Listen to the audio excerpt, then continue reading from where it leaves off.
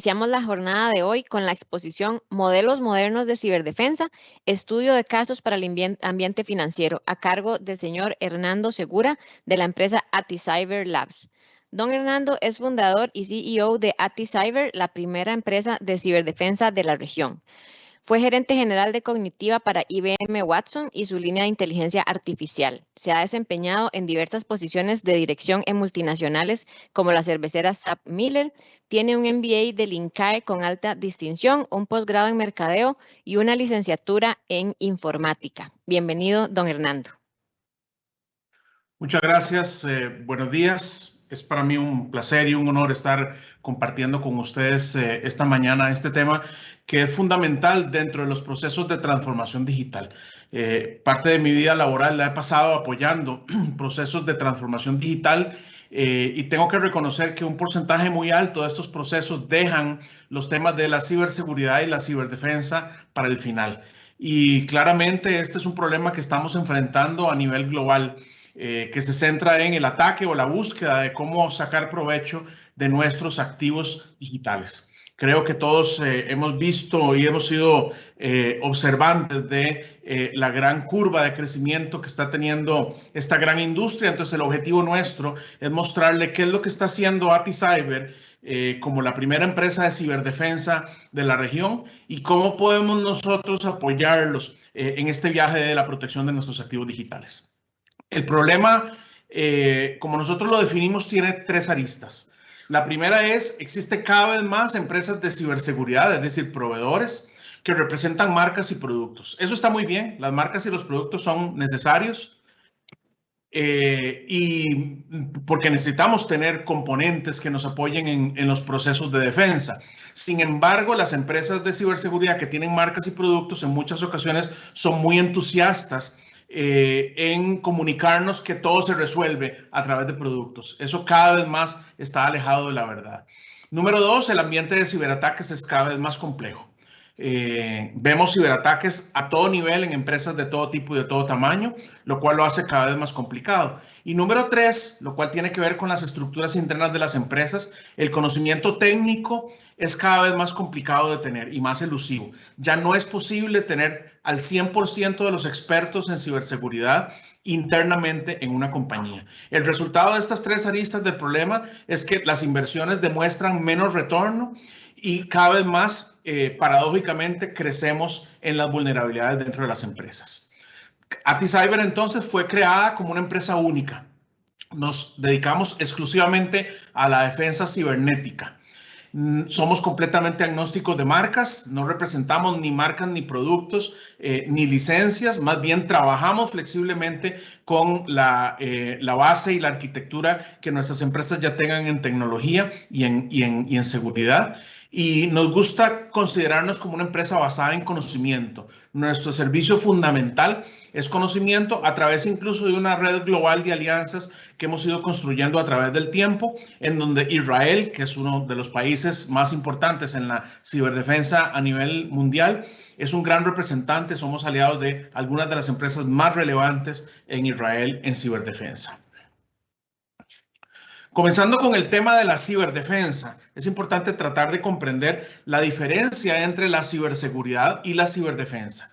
La ciberseguridad es lo que nos ha rodeado hasta hoy en los procesos de protección cibernética y está bien, pero se basa en una premisa particular. Es coloquemos los elementos para impedir ataques y accesos ilegítimos, es decir, asegurémonos. Esa es la palabra seguridad dentro de ciberseguridad. Entonces se basa en muchas ocasiones en adquirir productos y adquirir servicios. El resultado final en muchas ocasiones es muy complejo y tal vez con eficacia disminuida. La ciberdefensa es un escalón superior a la ciberseguridad. Vean qué interesante porque tiene una premisa básica distinta. La ciberdefensa dice, vamos a ser vulnerados. De una u otra forma, algún atacante, interno o externo, será exitoso en penetrar nuestros sistemas y ponernos en riesgo. Entonces, la ciberdefensa se basa en la comprensión del impacto que un ataque puede tener en la continuidad de negocio, no en el ambiente tecnológico, y los elementos que puedo poner alrededor de nuestra compañía o empresa para mitigar ese impacto. Por lo tanto, la conversación de la ciberdefensa es una conversación de todo nivel, desde junta directiva hasta, por supuesto, tecnología. Y tal vez ese es uno de los mensajes fundamentales de esta presentación. La ciberdefensa requiere de un involucramiento activo de todos los niveles de la empresa. Por lo tanto, hay una escala de maduración que la podemos ver, creo que de manera bastante sencilla en este gráfico. La ciberseguridad se enfoca en productos y soluciones internas. Está muy bien, pero un escalón superior es la ciberresiliencia. Cómo nos adaptamos y resistimos ante un ataque. Y luego la ciberprosiliencia, cómo podemos ver en adelante para prever de manera inteligente los ataques que pudieran venir. Esa es la escala de evolución de la ciberdefensa.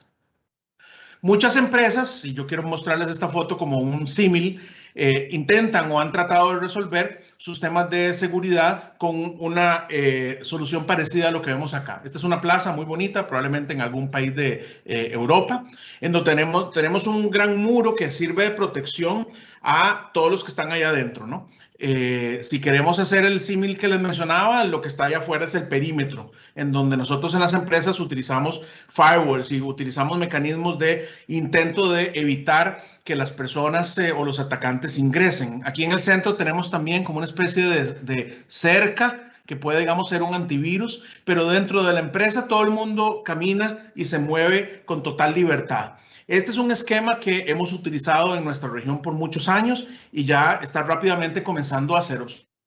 El esquema que llama la ciberdefensa se parece más a esto otro, en donde hay diferentes bloques que nos ayudan a construir la protección ante posibles ataques que son de muchísimos tipos. Y ahora en una filmina más adelante vamos a entender cuáles son esos ataques. Algunos de ellos son phishing. Estoy seguro que todos hemos recibido correos electrónicos maliciosos. Ransomware, que es software que intenta detener el funcionamiento de nuestras empresas para pedir un rescate. Denegación de servicio, que intenta a través de fuerza bruta inutilizar nuestros servidores, y muchos otros. Pero entonces el modelo de defensa es un modelo mucho más dinámico, basado en diferentes tecnologías y en muchos casos incluso diferentes proveedores. No es buena idea siempre tener el mismo proveedor que me da las soluciones para interno a la empresa. Es mejor construir un algoritmo a través del cual vamos a ir protegiéndonos en capas, como si fuera un esquema de objetivos móviles. Entonces la ciberdefensa habla de esto, no del esquema estático que veíamos anteriormente. ¿Y por qué esto es importante? Bueno, todos hemos escuchado de los ataques de ransomware. El ransomware es una pieza de software maliciosa que encripta, es decir, deja inutilizables las bases de datos y los sistemas de nuestra empresa, pidiendo un rescate. Es una pesadilla. Nosotros en AtiCyber hemos trabajado en innumerables procesos de contención de ataque de ransomware y es de verdad muy doloroso tener un cliente que está siendo atacado con ransomware. Mucha gente cree que el ataque de ransomware es el software entra y nos infecta, pero yo quiero mostrarles con estos 7 pasos cuál es el proceso real de la instalación de un ransomware. Empieza primero con la instalación de un downloader. El downloader es una pieza de software muy pequeña, en muchas ocasiones indetectable para los antivirus y la mayoría de las herramientas que tenemos en nuestra empresa, y proviene de un pendrive o proviene de un correo de phishing o de un software sin licencia que nuestro departamento de TI instaló y queda ahí durmiente. Cuando se instala, comienza a vender ese acceso a la empresa en la red oscura. Y vamos a ver ahorita algunos ejemplos de lo que existe en la red oscura. Esa venta la compra alguna empresa que produce software malicioso. Y entonces cuando la compra, inocula en el cliente códigos maliciosos, malware, spyware para sacar contraseñas, virus diferentes. Y cuando ese software nuevo se instala, establece comunicación con su centro de comando y control, se activa e inicia el ataque. Este proceso entre el paso 1 y el paso 6 puede tardar semanas o incluso meses, lo cual significa que en algunas ocasiones cuando nosotros somos atacados traemos los respaldos de la semana pasada o del mes pasado. Esos respaldos pueden incluso ya tener el downloader que existía hace tiempo. Entonces lo que estoy haciendo es llevar a la empresa a un círculo vicioso que nunca termina. Cuando se logra eliminar esta infección. El número 7 es uno de los más sorprendentes. La empresa es vendida como coordenadas en la red oscura. Si la empresa pagó por el ransomware, se vende en bases de datos de empresas pagadoras. Si la empresa fue exitosamente atacada, se vende también. Entonces entramos en un círculo vicioso todavía más grande, en donde en la red oscura nosotros siempre podemos obtener datos, si fuéramos delincuentes, de cuáles son las empresas que podemos atacar con mayor facilidad. Esto es una enorme industria a nivel mundial. Y hay 3 razones fundamentales por las cuales está creciendo. Número 1, la superficie de ataque se expande. Hay más lugares donde atacar. Hace pocos años se atacaban básicamente las computadoras. Hoy se atacan las redes, la nube, a nosotros los usuarios, nuestros celulares, los dispositivos del Internet de las cosas, es decir, sensores. Todo eso puede ser atacado. Los actores, es decir, los atacantes, cada vez están más motivados y tienen más dinero.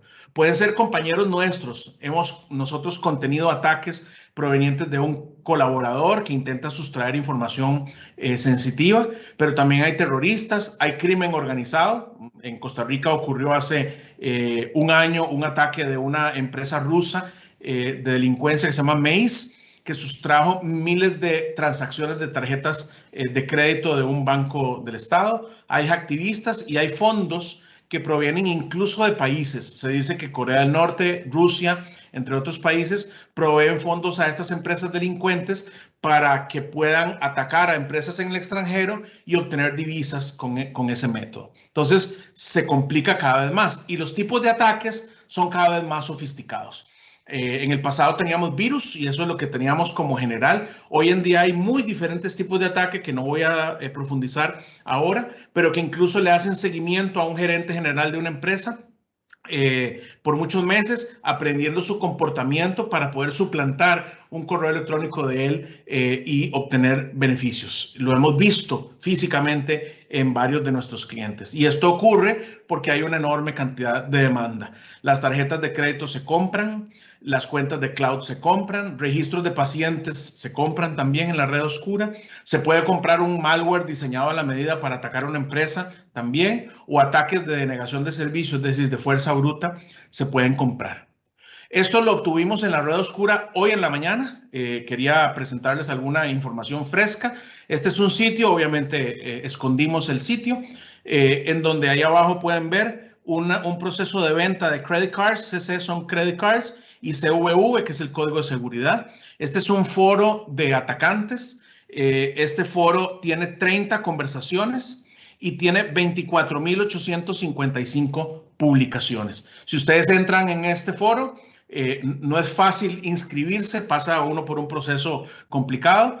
Le presentan un menú de tarjetas de crédito de prácticamente todos los países del mundo. Pero muchas otras cosas también, software para resolver captchas, es decir, cuando le damos un clic para decir no soy un robot, 50 centavos de dólar para resolver 1000 captchas, es decir, para que yo pueda penetrar rápidamente en una página web de gobierno o de una institución financiera, se compran también. Software de denegación de servicio de fuerza bruta, esto también es de la red oscura, $22 para 1 hora de ataque de fuerza bruta a cualquier servidor. O software de clonación de páginas web, en nuestros países ocurre muy a menudo para estafas. Crean una página web muy parecida al URL de la original y convencen a los usuarios de entrar a esa otra para capturarles nombres de usuario y contraseña. Todo esto son ofertas que están disponibles en la dark web. Y como casos que para mí es fundamental mostrarle las cosas en las cuales nosotros hemos trabajado, este es uno que trabajamos con una empresa muy importante en la región. Este es el mensaje real de un atacante cuando les instaló un ransomware a esta empresa y les capturó 65 servidores pidiéndoles $500,000 para liberarlos. El mensaje del atacante, nada más quiero mostrarles en el segundo párrafo, dice, esto es solo un negocio, le dice al cliente, que está totalmente detenido. Absolutamente no nos importa quién es usted y lo que usted hace, solo queremos obtener beneficios. Y así es como se comportan, son muy agresivos. Este es otro en una institución financiera importante de Centroamérica, donde le capturaron combinaciones de usuario y contraseña con pantallazos. Esto se llama un spyware. de acceso a un servidor importante de la institución, y nosotros encontramos que habían 5 piezas de software malicioso que están aquí a la izquierda, provenientes de atacantes de Rusia, Lituania y Latvia. Y tal vez lo más importante es que la infección, cuando nos notificaron a nosotros para luchar en contra de ella, fue en abril del 2019, y el paciente cero, es decir, el primer archivo infectado, fue infectado en noviembre del 2018. Esta institución tuvo 4 o 5 meses de una infección que no fue detectada. Entonces, mi mensaje central es, no es en la línea de asustar a las empresas, es de establecer el reconocimiento de que esto es algo completamente pervasive, es decir, nos rodea a todos nosotros, y es muy posible que incluso cuando no tengamos evidencia de un ataque o de una infección de un software malicioso, de alguna forma lo tengamos ahí. Acuérdense el principio de la ciberdefensa: seremos atacados y tenemos que poner en pie los mecanismos para mitigar sus consecuencias. Nosotros nos sentimos muy orgullosos de nuestra lista de clientes que han aceptado como positiva nuestra propuesta de valor. Ahí hay clientes muy importantes, los podrán ver en el área financiera, de banca, finanzas. Tenemos cooperativas, tenemos bancos, tenemos empresas de seguros, pero también tenemos empresas dentro de nuestros clientes que han trabajado en el área de manufactura, de distribución, de manufactura de dispositivos médicos, etcétera.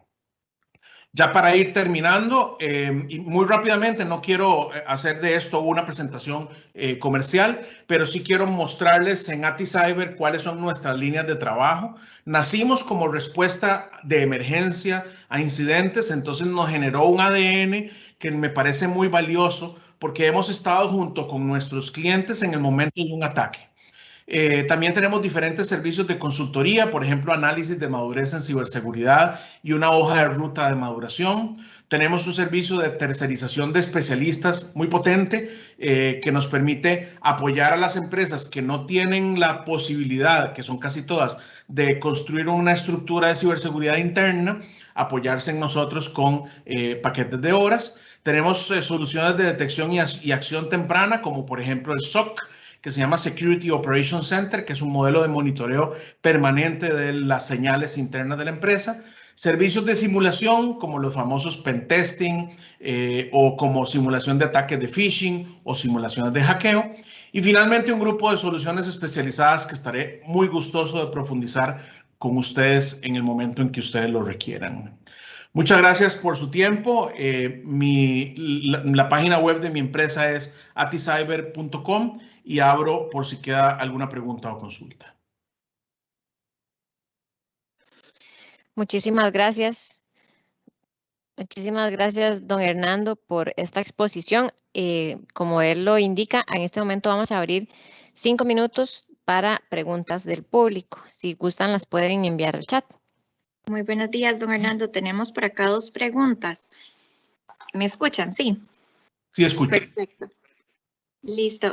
Muy bien. La primera pregunta que tenemos por acá dice, ¿cómo en estos tiempos en donde utilizamos más la tecnología podemos protegernos de los hackers? Esa es la primera pregunta. Sí, esa es una pregunta tal vez de dimensión universal, ¿no? El término hacker en muchas ocasiones está mal empleado. Un hacker tiene en algunas ocasiones una connotación positiva. Un hacker es alguien que rompe esquemas para resolver algún problema en particular. El hacker malicioso o el hacker delincuente es el que rompe esquemas para cometer un crimen con nuestros servicios, ¿verdad? Hay muchas soluciones, ¿verdad? En particular, todo lo que tiene que ver con el control de los accesos para verificar que cualquier individuo que ingrese a nuestros sistemas lo haga a través de un esquema robusto de controles de acceso. Y esto se ha sofisticado bastante con una gran tecnología que nació hace algunos años que se llama Zero Trust. Significa no confiemos de manera natural en nadie, ni internos ni externos. Y cualquier persona que accese a nuestras bases de datos tiene que identificarse incluso a través de cuál es su dirección IP o dónde está o cuál computadora usa, o etcétera. Eso es número 1. Pero fundamentalmente, si a mí me preguntan cómo protegemos a nuestras empresas e instituciones de un ataque, lo más importante es hacer un análisis de madurez. Si yo no conozco qué tan madura está mi organización en términos de la protección de los activos digitales, es muy difícil generar una hoja de ruta. Ocurre eso en cualquier disciplina en el mundo. Entonces, entendamos a través de un análisis de madurez dónde estamos y generemos una lista de pasos priorizados para ir mejorando. Mucha gente ofrece pentesting y mucha gente ofrece análisis de vulnerabilidades. Eso está muy bien, pero antes de eso tenemos que entender cómo está mi madurez. Manejo bien mi esquema de accesos, tengo bien mi esquema de respaldos, tengo entrenado a mis colaboradores, entienden cuáles son los riesgos cuando traen una computadora propia a la oficina personal o cuando traen un pendrive que le dieron en la calle. Todo eso es fundamental en el proceso de protección. Perfecto, muchas gracias, don Hernando. La segunda pregunta dice, hola, si tengo todo en AWS o MS Azure, datos y programas, ellos, refiriéndose a ustedes, a AtiCyber, ¿me protegen al contratar sus servicios? Yo creo que más bien la pregunta se refiere a si AWS o alguna nube los protege. Si la pregunta es la siguiente, si ATI los podemos proteger, con todo gusto, a eso nos dedicamos, pero la pregunta, que es una pregunta muy válida y permanente, es si yo estoy migrando a ¿la nube equivale a seguridad? La respuesta es definitivamente no. Los proveedores de nube tienen un interés fundamental, que es asegurar la disponibilidad. Es decir, que cuando yo quiera acceder a los sistemas que tengo en la nube o al almacenamiento o las soluciones o lo que fuera, lo pueda hacer rápidamente. Pero normalmente los acuerdos de servicio con todos los proveedores de nube del mundo tienen características que yo afino, y si yo quiero que se incorpore seguridad, tengo que escogerlas. Pero, por ejemplo, si yo tengo una aplicación que es atacada por un software malicioso y esa aplicación la tengo en un servidor en la nube, en un porcentaje altísimo, muy cercano al 100% de los casos, la nube no lo va a proteger. Y se lo digo porque nosotros hemos trabajado, en este momento estamos trabajando con una empresa que tiene absolutamente todos sus servidores en la nube. Son 12 servidores que tienen, y les cayó un ransomware de origen ruso que se llama Abaddon hace cerca de 2 meses. Y estamos luchando para eliminarlo. Y todo eso está presente en una nube comercial de las más grandes del mundo. Entonces la respuesta es no. Tener nuestras soluciones en la nube no equivale a seguridad. Cambia el paradigma, pero hay que también establecer un mecanismo de protección. Don Hernando, nos surgió una última pregunta por acá. Dice, ¿qué estrategia es la más conveniente implementar en el endpoint? ¿Cuál es el eslabón más débil? El endpoint es el eslabón final de la cadena, es decir, donde los usuarios entran, ¿no? Y entonces, efectivamente, la pregunta se centra en uno de los principales problemas, porque el eslabón más débil de cualquier cadena de protección de activos digitales somos nosotros, los seres humanos. Entonces, nosotros somos poco cuidadosos cuando abrimos un correo, cuando instalamos un software, y muchas ocasiones en computadores de la empresa, o traigo mi computadora personal a la empresa. Nos pasó con un cliente muy importante en donde la esposa del gerente general llegó a trabajar a la empresa, la computadora de la esposa estaba completamente infectada y eso infectó absolutamente toda la red de la empresa. Entonces, hay evolución de las soluciones. Hace algunos años escuchábamos del antivirus, el famoso antivirus, que todavía es importante, pero los antivirus han evolucionado de tal forma de que incorporan nuevas capacidades, como por ejemplo una que se llama EDR, que es Event Detection and Response, que es el antivirus. No solamente trata de determinar si ya en la arquitectura de la empresa, en la infraestructura, hay un software malicioso, sino además de detectarlo, apoya a la empresa a hacer un mecanismo de respuesta. Incluso algunos sofisticados permiten ir hacia atrás en la historia para esos archivos que están infectados y devolverlos a la versión original anterior que no estaba infectado. Toda esta es tecnología de mucha avanzada y muy importante. Pero tal vez mi mensaje central para la persona que hace la pregunta es: el endpoint sin duda es un eslabón débil. Hay muchos otros. La frecuencia de nuestra actualización de servicios y de los servidores y de los dispositivos de comunicación y de seguridad también causan vulnerabilidades importantes en todo lado. Mis políticas de respaldo también, la educación de nuestros colaboradores también.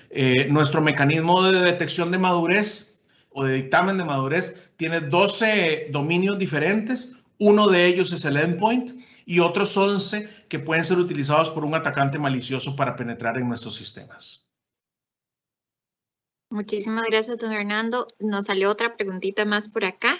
Dice, entonces, según su respuesta inicial, el primer paso para la ciberdefensa en una microfinanciera sería un análisis de madurez. ¿O cuál debería ser el primer paso en una microfinanciera? Para una microfinanciera, de hecho, nos acaba de llegar un correo ahorita en la mañana, hace media hora, de una empresa financiera pequeña en la región, en donde optaron por un modelo de análisis de vulnerabilidades que nosotros llamamos Fast Track. Son 20 o 25 horas de servicio en la cual nosotros entramos con nuestro análisis de madurez, pero un poco más pequeño. No es el mismo que utilizamos, por ejemplo, en el Instituto Nacional de Seguros de Costa Rica, que tiene cerca de 4,000 empleados, al que utilizamos en una empresa financiera que tiene 15 o 20 empleados, que también lo hemos hecho. Entonces la respuesta es sí, hay que establecer un mecanismo a través del cual podamos tener un diagnóstico de cómo nos estamos comportando nosotros en el mundo digital, cuáles mecanismos de automatización y digitalización estamos incorporando, cuáles de esos abren portillos al mundo digital malintencionado y cómo los cerramos. Muy importante, muchos de estos procesos de cerrado de portillos no involucran compra de nada nuevo. Ya en muchas ocasiones las empresas e instituciones tienen soluciones implementadas. Tal vez se trata de hacerles un tweak, es decir, hacerles algún tipo de reconfiguración y no significa que tenemos que comprar otro firewall o comprar otro antivirus o comprar piezas adicionales. Ese es nuestro mensaje central. Como nosotros no tenemos marcas ni productos, no nos interesa que las empresas compren marcas y productos para resolver sus problemas, y entonces este análisis de madurez, como bien dice la persona que nos pregunta, es siempre el primer paso, excepto cuando estemos siendo atacados. Si ya tenemos un software malicioso interno, el análisis de madurez dejémoslo en segundo paso, hagamos un proceso de contención, eliminemos esa infección para poder luego tratar de determinar por qué pasó y cómo maduramos. Perfecto, don Hernando. Y aprovechando que nos sobran unos minutitos, dice, entonces, ¿este análisis arroja una hoja de ruta al final? Sí, es un análisis que nosotros lo hemos madurado por mucho tiempo. Se llama Shockwave, dicho sea de paso. Lo que hace es con esas 12 dimensiones de análisis de madurez, genera un diagnóstico como si fuera una auditoría, ¿verdad? Pero es mucho más que una auditoría, porque ese diagnóstico se aplica con diferentes pruebas tecnológicas, procedimentales, pruebas humanas, pruebas de conversación con los colaboradores. Y nosotros generamos, que ese es el valor agregado potente, una hoja de ruta con priorización, y junto con nuestro cliente priorizamos y los apoyamos a generar cuál es la jerarquía de remediación, pero además con componentes técnicos, lo cual es único. Nosotros le decimos, ok, para resolver este o este problema podemos utilizar estas capacidades, traer estas soluciones, poner esta arquitectura a funcionar, y esto es un trabajo colaborativo con el cliente, lo cual significa que les dejamos el conocimiento interno. No es algo que nosotros llegamos, hacemos y nos vamos, porque tal vez como mensaje final, en el mundo de los ciberataques, el modelo de cliente-proveedor no funciona. Funciona el modelo de alianza, es decir, hagamos cosas en conjunto, porque en realidad el contrincante está allá afuera, sentado en un escritorio en Rusia o en Lituania, tratando de atacarnos. Entonces, si nosotros vemos nuestro esquema de adquisición de soluciones en ciberseguridad como un proveedor que me trae soluciones, eso es lo primero que está malo. Tiene que ser con un aliado que en conjunto definamos un modelo de protección parecido al cerebro que vimos antes, alejándonos del esquema de protección perimetral que estaba en una de las féminas anteriores.